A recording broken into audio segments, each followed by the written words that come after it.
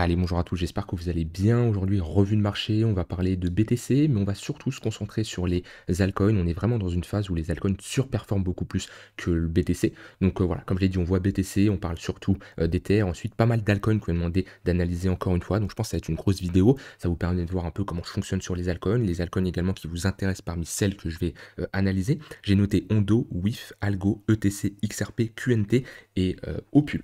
Avant que je commence, je vous invite à rejoindre le Discord. Il y a d'ailleurs un concours qui est en train de se préparer. Voilà, je ferai gagner 200 USDT. Voilà, j'ai pas encore décidé de la somme, mais c'est en préparation. Donc n'hésitez pas à rejoindre le Discord, hein. C'est un Discord qui regroupe maintenant 1779 membres. Voilà, des traders, des investisseurs. On partage des graphiques, on partage nos avis, hein. J'interviens assez souvent quand même dans le Discord. Donc vous pouvez énormément progresser. C'est entièrement gratuit. Vous avez du contenu, voilà, vous avez énormément de news, que ce soit des news crypto, des news économiques qui tombent comme ça assez rapidement, en temps réel, hein. Donc voilà, tout simplement, c'est un Discord qui évolue énormément et ça me ferait plaisir que vous le rejoigniez parce que, comme je le dis, vous avez sûrement des choses à apporter, vous avez des choses également à prendre des autres et c'est le but d'un Discord comme ça avec une communauté interactive, c'est que chacun échange et ça vous permet tout simplement de progresser. Si ça vous intéresse, vous pouvez le rejoindre en cliquant sur le premier lien en description. Alors, je commence ici par le BTC. On est toujours dans une phase de consolidation, surtout sur du court terme. On va se mettre ici sur du H4. Et on voit ce qui est assez ouf, c'est un BTC qui corrige, moins 1,5%, et des altcoins qui tiennent vraiment bien. Voilà, quelques altcoins qui chutent un peu, mais c'est léger globalement. Si on regarde ici Total 3, à ce niveau-là, qui représente la capitalisation des altcoins en excluant BTC et Ether, eh ben on est sur une augmentation, ce qui est assez rare quand on a ici un BTC qui baisse. Donc là-dessus, c'est plutôt pas mal. On est potentiellement sur le début d'une altcoin season ou alors une mini altcoin season comme on a déjà eu. C'est tout à fait possible. Et c'est quelque chose que je vous ai assez souvent dit, hein. Tant que le BTC est dans une phase de latéralisation, ce qui est le cas ici, on peut le voir, comme j'avais fait hier, je peux remettre ici un volume profile pour avoir des extrémités, une value area low et une value area high qui nous permet de matérialiser notre phase de latéralisation. Tant qu'on est dans cette zone de latéralisation, sans avoir de gros mouvements et sans inverser notre dynamique, c'est-à-dire en passant sous les moyennes mobiles, tunnel 1 heure, tunnel 4 heures, on peut avoir tout simplement des altcoins qui performent. Et souvent, les altcoins, quand ils ont le plus performé, qu'on ait eu des altcoins season ou alors un Ether qui se décorrèle totalement du BTC, c'est pas quand BTC monte, c'est très souvent quand on a comme ça un BTC qui latéralise. Donc idéalement, on ne veut pas avoir l'installation sous les 116 000 $ parce qu'on serait sur la sortie de cette phase de latéralisation, on serait sur une petite structure en daily. Rien de très grave, hein. Si on perd les 116 000 $, c'est pas pour ça que ça y est, c'est la fin et on se retourne sur du long terme, mais on aurait un petit signe de faiblesse, un peu comme ce genre de structure qu'on a eu. On pourrait potentiellement rentrer dans une correction ici un peu plus importante pour, pourquoi pas, aller faire un nouvel attache par la suite. Moi, en général, quand on propose comme ça une pattern de retournement sur une semaine, là on est sur 3, 4, 5, 6, on est à peu près sur 8 jours, 8 bougies daily, et maintenant c'est pour avoir une correction sur du moyen terme. Donc je ne serais pas en panique si on perd les 116 000 $, parce qu'on reste quand même dans un flux haussier avec des moyennes mobiles orientées à la hausse, hein, et rien ne nous empêche, comme on a eu ici, vous voyez, c'est ce que je vous disais, la tendance haussière, le 15 minutes au-dessus du 1 heure, et à ce moment-là, un break de ce tunnel 1 heure avec une pattern de top. Ici, on a une structure de retournement, et là, on pourrait aller chercher le tunnel 4 heures. La différence, c'est que on maintient un momentum bullish sur du moyen long terme, mais on perdrait le momentum bullish sur du court terme. Pour le moment, le momentum court terme est maintenu tant qu'on est dans cette phase de latéralisation. Par contre, si on perd, comme je l'ai dit, les 116 000 $, pattern de retournement sur du court terme ici, et on pourrait revenir chercher les 112 000 $. C'est pas le scénario le plus probable, parce que typiquement, dans ce type de range, on a plus de chances de break par le haut. Maintenant, voilà, à un moment, le marché BTC va se retourner, c'est tout à fait normal. Si je regarde sur du plus court terme, hop, on est ici sur un niveau de support, le tunnel 1 heure et le point pivot daily. On voit que ce point pivot daily fait parfaitement office de support. Donc tant qu'on le tient, on voit qu'on est dans une petite compression ici, dans un petit range sur du court terme, une petite box là, hop. On voit bien, plutôt sur un niveau de support. Maintenant, on a quand même un flux qui est baissé sur du très court terme, avec ici un 3 minutes qui crosse le 15 minutes à la baisse. Donc on est dans une compression entre le tunnel 1 heure et le tunnel 3 minutes, 15 minutes. Donc idéalement, moi je préfère trader quand je fais de la continuation de tendance, un momentum bullish comme on a à ce niveau-là. Vous voyez qu'on a vraiment le 3 minutes qui est au-dessus du 15 minutes, le 15 minutes qui est au-dessus du 1 heure. comme on a parfaitement ici, je préfère trader ce genre de contexte qui est beaucoup plus intéressant que lorsqu'on a ce genre de compression.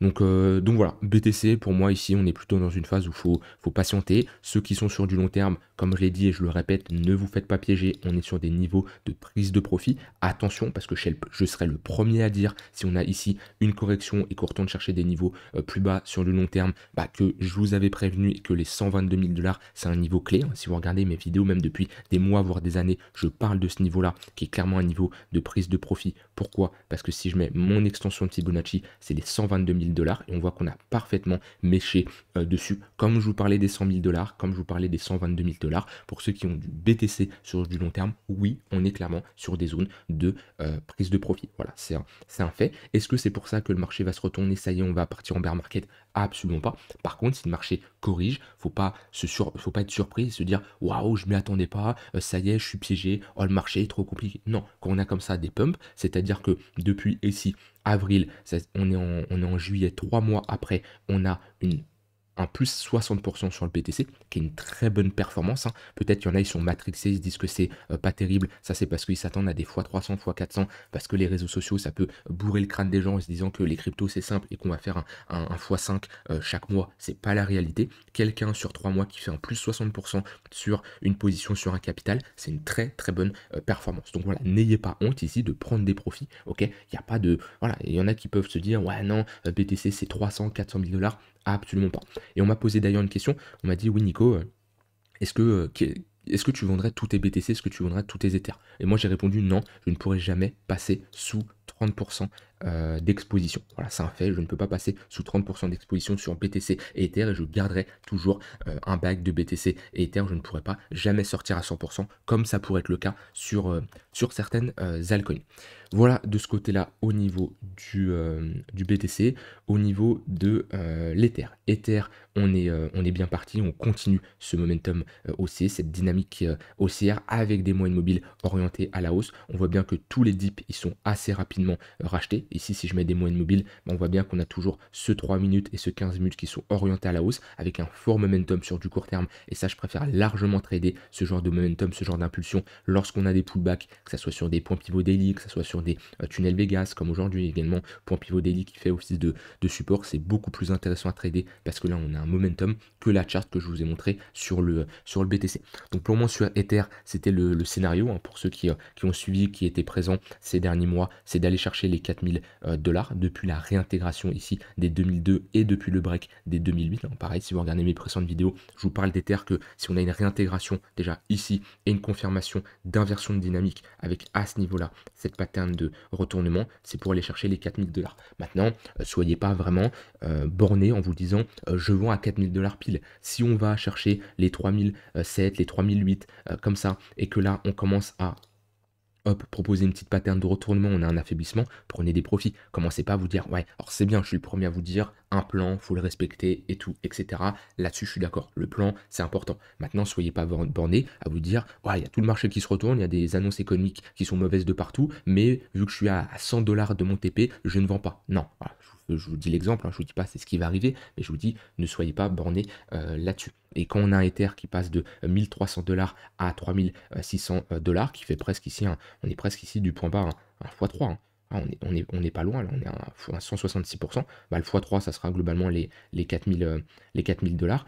Oui, on est sur des niveaux de premier TP. Et pareil, ne soyez pas surpris si on a une baisse du marché. Et ici, des gens qui disent, ouais, je comprends pas, Ether, ça devait aller à 4000. Non, oui, c'est des probabilités d'aller à 4000 $. Maintenant, à partir du moment où on passe de 1300 à 3600 $ en aussi peu de temps, qu'on fait plus qu'un x2, il faut quand même alléger, prendre des profits. C'est pas pour ça qu'on ne peut pas le travailler sur du court terme, c'est pas pour ça qu'il peut y avoir des setups qui s'enclenchent, et je suis le premier à vous dire que la charte est haussière et on a plus de chances d'avoir une continuation, mais il faut quand même alléger et prendre des profits dans ce genre de contexte, prévoir également des niveaux d'intervention au cas où on a des retracements sur là où on souhaite se positionner. Par exemple, moi un Ether qui revient chercher 3100, 3200, c'est une bonne zone, ce tunnel 1 heure pour chercher des longues, sur du moyen terme, ça peut être une bonne zone au cas où on a un repli. Donc faites ce travail, c'est très important. Et même au cas où vous cherchez à se positionner. Il y a quelqu'un qui m'a posé une question, il m'a dit oui Nico, comment tu chercherais là à te positionner quand on a un marché qui pump comme ça, si tu as un capital de plusieurs milliers d'euros, on va dire 10 000 $, 10 000 € à investir qui sont en cash. Des fois, quand le marché part comme ça peut être compliqué parce que soit tu te dis: «Je rentre maintenant», mais si le marché corrige et ben, tu es bloqué.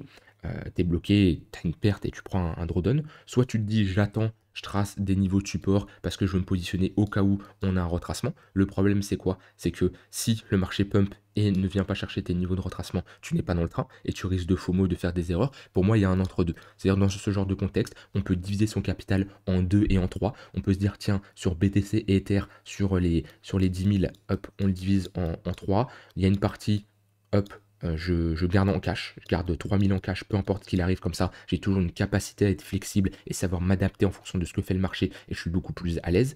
Il va y avoir 3 000 où je vais dire: «OK, eh ben, je vais mettre 3 000 en DCA». Peu importe, je suis pas fan du DCA de manière générale, mais quand on arrive sur le marché comme ça, qu'on a une grosse somme et qu'on n'est pas in dans le marché, c'est compliqué et pour moi, ça peut être intéressant de faire un petit DCA pour au moins être exposé à minima. Et on peut se dire sur ces 3 000, je les divise en 3, je mets 1 000 chaque semaine là, à partir de maintenant. Comme ça me permet de lisser mon prix d'entrée. Bon, vous avez compris, 1 000 et sur les 3 000, les autres 3 000, et ben, ça va être 3 000 $ que je vais mettre sur des niveaux de support. C'est-à-dire que je vais tracer mes zones. Ça peut être les 3 000 $ sur Ether, ça peut être je sais pas moi, les 112 000 $ sur BTC, ou des niveaux plus bas, hein. On peut diviser ça encore avec plusieurs niveaux de support, c'est-à-dire une partie à ce niveau-là, une partie à ce niveau-là, une partie à ce niveau-là, et rentrer comme ça sur des paliers. Ce qui vous permet, dans un premier temps, d'avoir cette flexibilité, peu importe ce que fait le marché, si on a un gros crack, d'avoir également la possibilité de rentrer en position et d'être in dans le marché, et d'avoir également, au cas où on a des retracements, de vous positionner. Et c'est ça le plus important, c'est d'avoir un plan, un scénario, peu importe ce que fait le marché. La personne qui fait all-in maintenant, le problème c'est si ça baisse, elle est bloquée. La personne qui ne rentre pas maintenant, si ça monte, elle est également bloquée. Alors qu'on peut diviser son capital comme ça pour être flexible en fonction de ce que fait le marché. Et ça, c'est vraiment quelque chose de très très important. Maintenant, ouais, comme je l'ai dit sur Ether, pour le moment, on fait de la continuation de tendance. Allez, c'est ce que je fais un peu sur la majorité des altcoins. Vous voyez, BTC est dans son tunnel 1 heure, alors que la majorité des altcoins, eh ben, ils rebondissent dans leur tunnel 15 minutes. On le voit ici. XRP, un rebond intéressant. Solana, on rebondit également. Dogecoin, on tient le tunnel 3 minutes. Et la majorité des altcoins sont ici dans un contexte très intéressant pour faire de la continuation de tendance. Et c'est ce que je vous dis depuis un moment. Qu'on a comme ça des altcoins qui sortent du lot, ce qui n'était pas le cas. C'est-à-dire si on regarde ici, ouais, il y a plusieurs semaines là, si on dézoome et on regarde tout ce qui va être juin, on voit c'est catastrophique. Les altcoins ici, c'est catastrophique. On le voit bien là où je mets mon curseur, on voit sur la majorité des altcoins, sur l'entièreté des autres charts, on voit que c'est un range, voire une tendance baissière. À part certaines altcoins comme à la limite hyper liquide, comme AVE, mais les autres c'est très moche. Par contre, quand on a commencé à poser un bottom là en début juillet, fin juin, et qu'on a des breaks et l'ensemble des altcoins qui se réveillent, bah, c'est là où il faut être actif, c'est là où il faut trader dans le sens du flux, et c'est là où il faut être présent. Et c'est ce qu'on fait depuis un moment, qu'on a commencé à faire bien avant que les altcoins se réveillent avec Hyperliquid, avec AVE, avec Ethereum, et maintenant qu'on voit que c'est l'entièreté des altcoins qui pump, et ben il faut choisir les plus fortes, il faut choisir celles qui sont intéressantes, il y en a beaucoup qui sont intéressantes, faut pas trop s'éparpiller. Attention à ne pas trop s'éparpiller quand on a comme ça l'entièreté du marché qui pump. On le voit ici avec Total 3. Choisissez peut-être sur du court terme, sur de l'intraday, 3-4 cryptos. Vous prenez 3-4 cryptos sur du très court terme et chaque jour vous les travaillez. Vous voyez les opportunités qu'il y a. Commencez pas à en vouloir trader 40 en même temps parce que c'est là où vous allez faire des erreurs. Vous allez être beaucoup trop diversifié, vous allez avoir la tête partout et vous allez faire des grosses erreurs. Prenez 3-4 cryptos dans la semaine là et vous voyez ce que vous pouvez faire. Vous pouvez prendre par exemple des cryptos qui sont fortes. Il y a XRP, il y a Algo. Vous prenez les altcoins qui ont très bien pump et qui peuvent être dans un flux aussi pour faire la continuation de tendance. Et vous pouvez également avoir une stratégie au cas où on a des replis sur 3-4 autres cryptos sur des niveaux de support. Voilà, vous pouvez avoir comme ça 2-3 stratégies et pour chaque stratégie 3, 4, 5 cryptos grand maximum. Maintenant, au niveau des altcoins que vous avez demandé d'analyser, j'ai noté Ondo sur Binance, tac. Parfait, tac. Ondo, on en avait parlé au moment de la réintégration. Non, pas au moment de la réintégration. On en avait parlé qu'on était sous ce niveau-là. Je vous avais dit que voilà, c'était intéressant et le signal était intéressant si on réintégrait ce niveau-là, parce que là, on était dans une phase de latéralisation. Ici, en témoigne ce volume profile. On voit cette phase de latéralisation, à partir du moment où on a une déviation, réintégration, il y a de grandes chances d'aller chercher l'extrémité opposée. Donc là, c'est sûr, sur Hondo, on n'est pas dans le meilleur endroit pour se positionner. Voilà, c'est un fait. Je vais d'ailleurs prendre la charte complète parce que je sais pas pourquoi je fais une analyse de Binance alors que sur crypto, j'ai une charte beaucoup plus complète. Voilà, à ce niveau-là, c'est beaucoup plus intéressant. Maintenant, sur Hondo, là, on est sur résistance. Ok, on voit qu'on est revenu chercher, comme j'ai dit, cette précédente zone d'accumulation et on a réintégré ce précédent range. Maintenant, ouais, c'est compliqué de se positionner sur Hondo vu qu'on est sur un milieu de range. Je vais supprimer ça. Tac. Je vais me mettre en weekly. Voilà, on le voit bien. Quand on revient chercher des gros niveaux de support comme ça, c'est intéressant. Quand on a, comme je vous l'ai montré juste avant sur la charte de Binance, ici, une sortie du range, déviation, réintégration, c'est intéressant. Attends, là où on se trouve, on est sur les 1$, c'est pas la meilleure zone. On est un peu sur le milieu de range. Si je mets, alors je pourrais pas mettre un volume profile, vu que je suis sur le data provider crypto, qui prend plusieurs exchanges comme ça, enfin qui prend globalement la charte de Hondo depuis son début. On n'est pas sur un exchange, donc on n'a pas de volume. Mais de toute façon, le range, on le voit bien. Pour moi, le range sur Hondo, il est comme ça avec ici une déviation à la hausse. Donc on est sur résistance. Idéalement, quand on est comme ça dans un range, on cherche à se positionner sur l'extrémité basse. Maintenant, si on commence à franchir ce range par le haut, ça sera un signal intéressant. On a une résistance intermédiaire vers les 1,25 $. Mais si on commence à sortir de ce gros bloc entre les 1,25 et les 1,40, il y a de grandes chances ici d'aller faire un nouvel ATH. De mémoire, on avait des confluences intéressantes sur Hondo. Si je trace un Fibo, hop, à ce niveau-là, ouais, 0,382, 0,78, on voit d'un point de vue retracement Fibo et action du prix, on est sur des niveaux très intéressants. On le voit ici, on le voit à ce niveau-là. Donc ça, c'est des niveaux qu'il faudra surveiller. Si vous êtes acheteur, si vous êtes déjà rentré en position sur Hondo, au niveau par exemple des 70-80 centimes, là vous avez des niveaux très intéressants pour alléger et prendre vos profits. Pareil, vous n'êtes pas obligé de tout sortir, mais vous pouvez là avoir un petit TP1, réduire de 30% votre exposition, ici de 20% et garder 50% au cas où on va faire un nouvel ATH. Mais n'ayez pas peur de vendre. Beaucoup ont peur de vendre parce qu'ils se disent ah bah non, si je vends, je réduis mon exposition et je fais une moins bonne performance. Non, c'est pas comme ça que ça marche. Réduisez votre exposition parce que si le marché corrige, bah vous allez avoir les boules de vous dire vous êtes 100% crypto. Posez-vous des questions là, prenez du recul, dites-vous les questions suivantes. Est-ce que je suis pas trop exposé en crypto? Est-ce qu'au cas où on a une correction, j'ai la possibilité de racheter? Ça, vous devez répondre à ces questions et être à l'aise, d'accord? Faut pas les fuir. Beaucoup veulent les fuir, beaucoup se disent je vais prendre mes profits plus tard, mais c'est là où c'est souvent une erreur parce qu'ils prennent jamais leur profit. WIF, tac. J'ai une plus grande charte, il me semble également sur WIF. Ouais, parfait. Oui, pour moi, c'est pas la charte la plus intéressante à l'heure actuelle parce qu'on est sur résistance. On a toujours des moyennes mobiles long terme orientés à la baisse. Donc déjà, pour du trading pur, je préfère me concentrer sur d'autres cryptos. Oui, on l'avait travaillé ensemble pendant ce bottom-là et toute cette phase de hausse. On était clairement en train de surperformer le marché. Maintenant, pour moi, c'est pas l'alcool qui surperforme le plus. Donc, ça me plaît beaucoup moins. On est sur résistance. On est au niveau du tunnel daily. On est proche d'une résistance weekly qui est tout simplement la ligne de coup de cette pattern de retournement. Donc ouais, on n'est pas ici dans la zone la plus propice. Par contre, si on a ce break là déjà c'est plus intéressant. Alors certains vont me dire attends, je comprends pas. Tu me dis que actuellement c'est pas intéressant parce que par contre là à 1,15, 1,20 c'est plus intéressant. Oui, la différence c'est que on aurait ici la validation de cette pattern de retournement qui est quand même une pattern assez bullish, et surtout la réintégration de cette ligne de coup, ici, de ce précédent range. Donc moi, je préfère avoir une entrée légèrement plus haute, mais avoir plus de chances d'être dans le sens de la tendance et d'avoir un signal acheteur. Pour le moment, on est au niveau du tunnel daily, et c'est pas la zone la plus intéressante. Au cas où on valide ici ce genre de pattern, je trace un Fibo, on a les 0,382 qui sont en confluence avec le chiffron psychologique des 2$. Et là, d'un point de vue price action, on est sur un niveau de résistance. Donc voilà, on a ici une confluence qu'il faudra surveiller. Et ensuite, on a les 0,618 au niveau des 3$. Ensuite, on a ici Algo qui m'a été demandé. Algo qui pump pas mal là sur les derniers jours. Maintenant, attention, hein, prenez bien sûr du recul là-dessus. Beaucoup vont se dire ça y est, Algo, c'est parti, c'est la TH. Dézoomer, d'accord? Dézoomer toujours. Oui, sur du court terme, il y a un momentum, il se passe quelque chose. On le voit bien ici sur les 2 semaines, on est sur une hausse on est presque sur un x2. Donc c'est sûr que on a un momentum. Par contre, si je dézoome, voilà, rappelez-vous où on est. On est sur les niveaux du crack Covid. Ok? C'est comme si BTC actuellement était à 3000 $. Donc voilà, bien sûr, il faut toujours dézoomer. C'est pas pour ça qu'il n'y a pas de setup qui s'enclenche.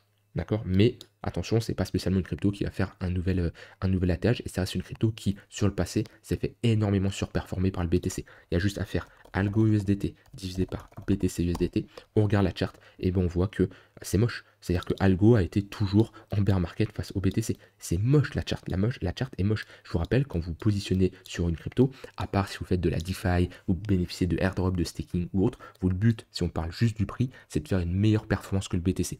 Pourquoi? Parce que quand vous rentrez sur une altcoin, vous prenez plus de risques que le BTC. C'est normal. BTC, c'est la plus grosse crypto, c'est la plus forte capitalisation. Demain, elle sera toujours là. Quand vous rentrez sur Algo ou d'autres cryptos, personne ne peut savoir s'ils vont être encore là. On a déjà vu des Terra Luna comme ça cracher et aller à zéro. Ok, c'est pas pour, ça peut être le cas de d'autres cryptos. Donc vous prenez un risque supplémentaire. Si vous prenez un risque supplémentaire, c'est pour faire une meilleure performance. Sinon, ça n'a aucun intérêt. Autant rentrer sur le BTC. Ça peut être dur à entendre, mais c'est la vérité.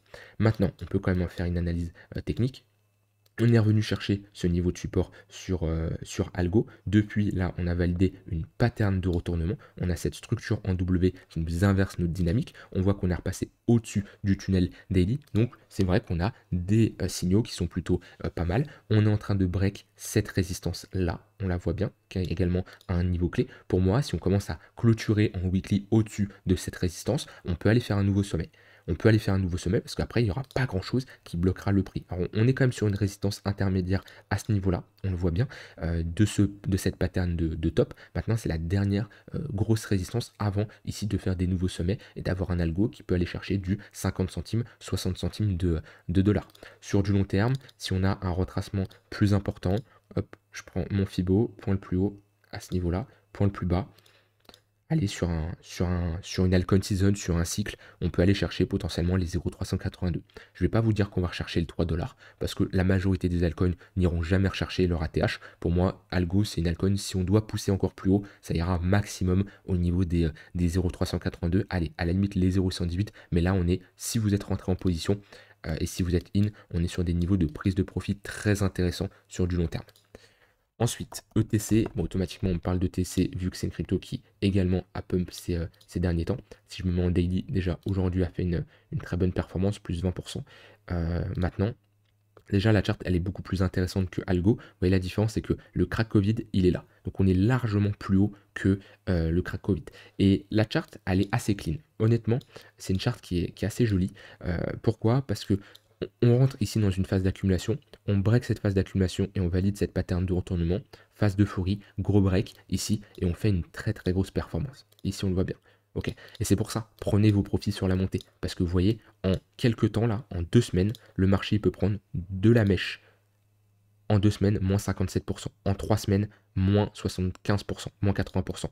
Le marché peut se retourner très rapidement. Donc vous prenez vos profits. Là, on a notre phase de distribution à ce niveau-là. Ok.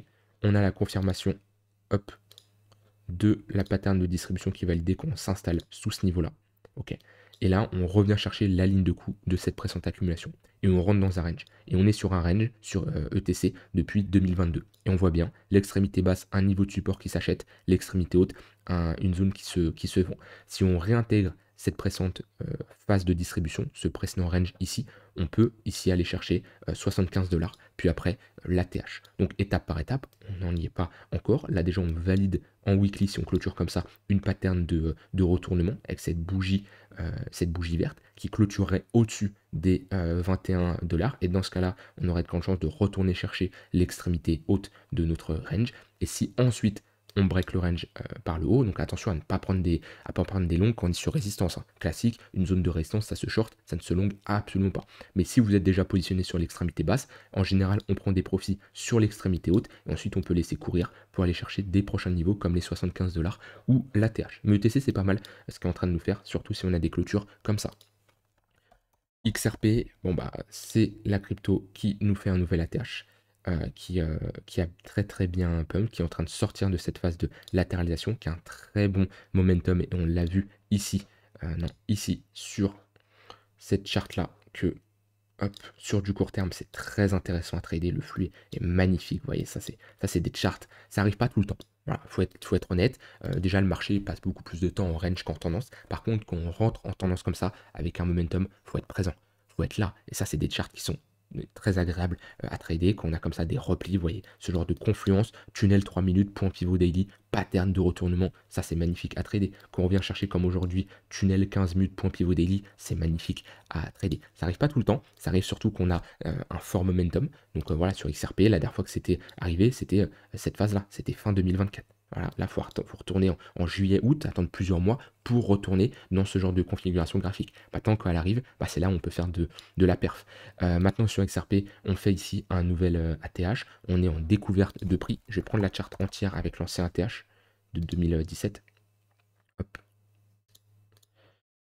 On fait un nouvel ATH, on sort de cette grosse phase de latéralisation, on va quand même attendre la clôture weekly avant de se prononcer. Attention, on est sur une crypto à fort market cap. Donc c'est pas une crypto qui, quand on fait un nouvel ATH, va repartir to the moon et faire un x3, x4 aussi rapidement. Non. Là, si on regarde les prochaines targets sur XRP, on a les 4,5 $. Déjà, on serait sur une hausse de 30% sur XRP au vu du market cap. C'est une très bonne hausse. Pour moi, c'est les prochaines targets, 4,5 $ et les 5 $. Maintenant, on n'est pas du tout sur des niveaux où on rentre en position. On est sur des niveaux qui sont beaucoup trop hauts et c'est classique. On se positionne toujours sur des replis. Vous voyez, là, on a un repli assez important. Moins 50%, on retourne chercher le tunnel daily. Ça, c'est des replis professionnels pour quelqu'un qui souhaite rentrer en position. Enfin, c'est un investissement professionnel. Maintenant, là, à part trader sur du court terme, comme je vous l'ai montré ici, avec le flux qu'on a en cours, ça, c'est possible. Pour du long terme, non. On trace des fibos, on revient, on attend d'avoir des retracements pour se positionner. Ensuite, QNT. QNT, je l'analyse assez rarement, mais je me rappelle que on est toujours dans une phase de latéralisation depuis un moment. C'est une crypto qui ne fait pas grand-chose. C'est une crypto qui est souvent demandée d'analyser. Je ne sais pas pourquoi. Peut-être c'est une crypto qui, qui plaît à énormément de personnes. Moi, honnêtement, elle m'a jamais fait kiffer cette crypto. Je n'ai jamais pris un trade dessus, il me semble, de mémoire. On est dans une phase de latéralisation depuis 2022. Et après, pour trader, c'est pas la charte la plus compliquée, dans le sens où l'extrémité basse, c'est un niveau de support intéressant, l'extrémité haute, c'est un niveau de résistance intéressant, le poke, le milieu de range, c'est également un niveau intéressant. Là, on est un peu dans une zone morte qui est un peu compliquée. Moi, quand je vois ce genre de charte, ce que je vous explique assez souvent, c'est soit on a un repli à ce niveau-là, ça se longue, avec une invalidation si on perd le range et qu'on a de l'acceptation sous les 40-45 $. Soit on a ici un rejet vendeur et ça se short. Donc c'est-à-dire qu'on a un ravalement, une pattern de top, voilà, ce genre de signal qu'on a déjà eu précédemment. Soit alors on a ici un break avec une forte impulsion, de l'acceptation, un pullback, et là alors on peut jouer la continuation de tendance et revenir revisiter des niveaux comme ici les 280 $ au niveau des 0,118 de Fibonacci. Très simple sur QNT, c'est pas la crypto la plus forte également sur du court terme, même si elle est en tendance, on voit bien que on n'a pas le momentum le plus fort. On voit le 15 minutes assez plat, le 1 heure assez plat, ça manque d'amplitude comparé à du XRP. Ouais, c'est totalement différent quand on regarde la charte. Mais voilà, on reste quand même dans une tendance haussière. Et dernière crypto, on m'a demandé Opul, je ne sais pas du tout ce que c'est. Au vu de la charte, je pense, ouais, c'est une crypto à faible market cap. Attention là-dessus, très peu de liquidité. Déjà, ça, c'est une crypto. Sur du très court terme, c'est compliqué à trader. Bon, là, je suis sur crypto, donc ça va. Si je commence à prendre du coin, voilà, on n'a pas trop de mexé. Ouais, on voit qu'on n'a pas trop de. Ah, c'est une charte, il n'y a pas énormément de liquidité comme on pourrait avoir sur Binance, sur ce genre de crypto. On voit toutes ces mèches comme ça. Si le carnet d'ordre est vide, des fois un ordre d'achat ou de vente, ça peut, on peut avoir des mouvements assez importants. Donc soyez méfiants là-dessus. C'est pas pour ça qu'il ne peut pas avoir de setup. En général, sur du très court terme, je ne trade jamais ce genre de charte et je trade ça beaucoup plus sur du long terme. Maintenant, je ne sais pas du tout ce que ça vaut. Ce qui est sûr d'un point de vue technique, c'est qu'on a perdu ici, hop, un niveau très important. Ce niveau-là, on a une sortie de range par le bas avec de l'acceptation. Comment je vois qu'on a de l'acceptation? C'est que déjà on a passé pas mal de temps en dessous et surtout on est venu pull back le niveau et on a rejeté. Donc là on a clairement de l'acceptation, ce qui, voilà, méfiance quand même. On sort de ce range par le bas. Honnêtement, moi c'est une crypto qui ne me donne pas envie ici de longue, que ça soit déjà sur du long terme. On est sous les moyennes mobiles, on est toujours dans une trend qui est baissière, il n'y a rien à faire. Ça serait quoi là le signal intéressant pour rentrer en position? Il y en a même plusieurs. Soit on continue à baisser jusqu'à trouver une phase de latéralisation, qu'on pose un bottom et qu'on a ce genre de pattern, comme on voit ici, un pattern de retournement à ce niveau-là. Ça, c'est des patterns intéressantes pour se positionner. Ça, c'est le premier setup. On ne sait pas où va avoir lieu la pattern de retournement. Ça peut être beaucoup plus bas, ça peut être à ce niveau-là, on ne sait pas. Et le deuxième signal, ça serait ici une réintégration et de l'acceptation. On réintègre ce précédent niveau. On parle ici alors de déviation, réintégration, et on irait dans ce cas-là revisiter des niveaux beaucoup plus hauts avec ici, quand on cherche à se positionner là-dessus, une invalidation sous ce creux-là. Voilà, c'est globalement le seul setup que je vois ici sur Opul. J'ai tout dit de mon côté, rien d'autre à ajouter. Je vous invite à rejoindre le Discord pour ceux qui veulent profiter du concours qui va arriver. Je vous partage également pas mal de conseils, pas mal de... Voilà, franchement, je vous laisse rejoindre et faire votre propre avis. Après, si ça vous intéresse pas, vous pouvez bien sûr le quitter, mais ça ne vous engage à rien. Je vous laisse avec ça, je vous souhaite une très bonne soirée et je vous dis à demain pour une prochaine vidéo. Bye bye.